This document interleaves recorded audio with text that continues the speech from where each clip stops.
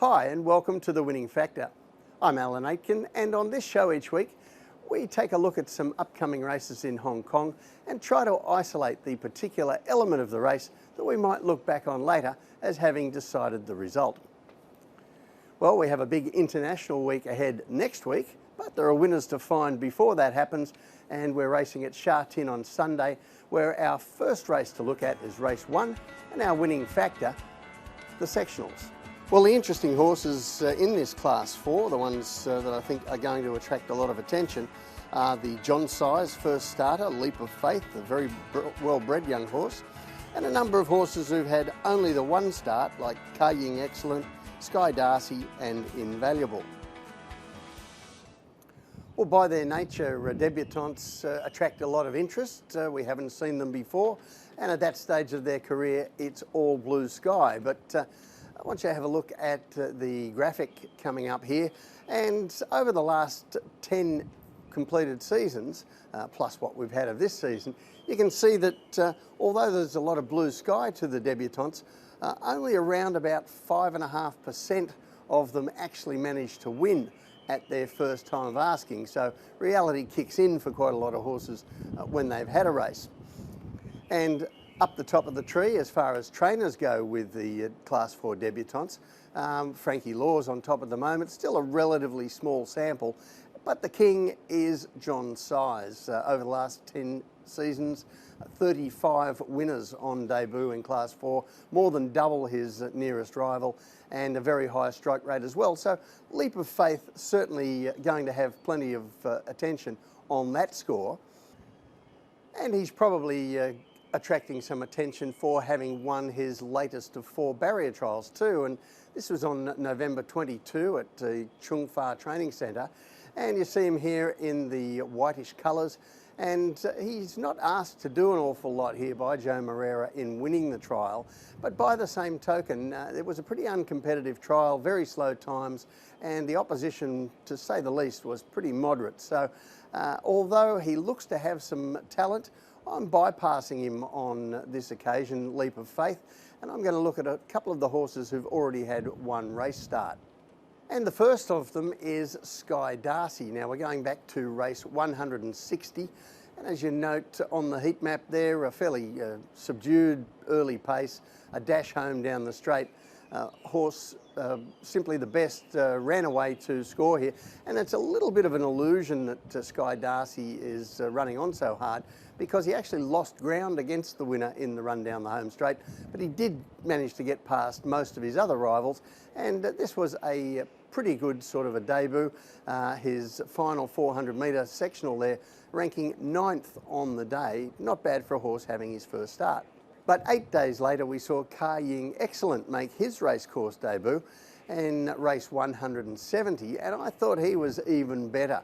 Now, if we look at the heat map again at the bottom of the screen, you'll see a very similar style of race, slow early and dash home the last 400 metres. It was difficult to make ground, but he made up a lot of ground. You see here in blue and yellow colours, and he's charging home at the finish. And on this occasion, his finishing speed ranked much higher than that we saw from Sky Darcy. And in fact, on the day, of course, you'll remember this was Jockey Club Sprint Cup and Mile Day, with most of Hong Kong's best horses out on the track.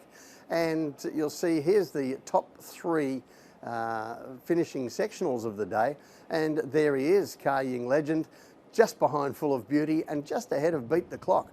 So that's pretty outstanding stuff for a finishing sprint from a horse having his debut run, and ranking right up there with some of our best horses. Now obviously the problem is that he gets back in the field, but I think he's got quite a measure of natural talent. So the tip in race 1 is Ka Ying Excellent. His winning factor, the sectionals. Not many horses rank up with the top gallopers in town when they make their first step out, and he did that over the last 400 metres on debut. He's got a few issues with getting back in the field, but he does look an extremely talented horse, and I think he might be too good for these on Sunday. The second race we're going to take a look at is race 8, and the winning factor here, the tempo.